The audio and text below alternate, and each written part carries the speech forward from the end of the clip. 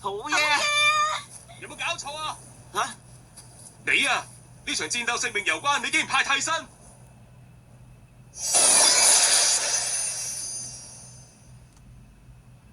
仲有你啊，話咗五位一體，你咁都引導嘅？如果佢唔可以閃閃發光，咁就冇意義噶啦。吓？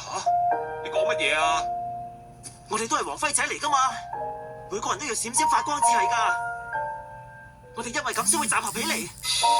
由佢代我參賽，等我可以趕去戰鬥。作為隊長，我想講下我嘅諗法。我想真嘅賴賴小姐去參加接力賽。吓？如果要我因為戰鬥而唔可以再畫畫，我都覺得我絕對做唔到。咁所以，我希望賴賴小姐你都可以堅持到自己重視嘅嘢。不過之前唔係講好咗一定要五位一體嘅咩？為咗令每個人都閃閃發光，5個人需要互相扶持。咁樣，我哋呢5個人，就算身處唔同地方，無論咩時候都係一個團隊。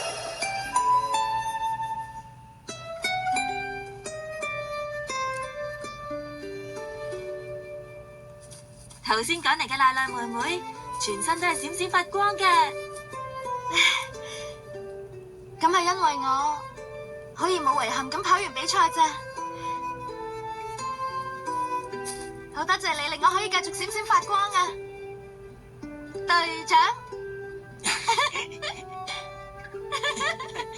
俾佢攞咗1分啊！係咁好啦，今次就算數。對唔住啊，今次輪到我要走先啦。我都要去拍戲，係咁先。